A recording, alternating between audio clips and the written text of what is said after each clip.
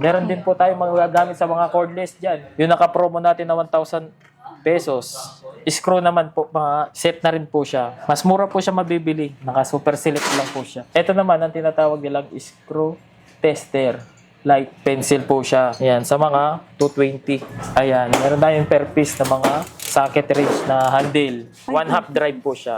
Pambutas po ng sa mga bakal. Ayan, gagamitan po siya ng drill. Kailangan yung pag bumili kayo nito, meron kayo yung pinakaano siya ng drill niya. Meron naman tayo tinatawag na double socket ratchet. I-click lang po siya ng light and left.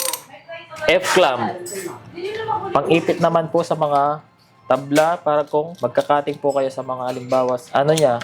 Pantay ang cutting niya. Pang-cut din po ng PVC. Manual naman po to. 150 lang po. Pang-personalize lang po din. Hindi naman po yung pang-heavy duty. Kung naghahanap kayo ng martilyo, heavy duty, 385. Pinaka-price po niya. 6 ohms. Pang-emergency po sa mga kahoy, mga natumbang puno. Natawag nila pala Paul. Cutter. Merong maliit at saka malaki. Ito namang cutter, yan. Sa mga electronic, pamputol sa mga wire. Pencil plier.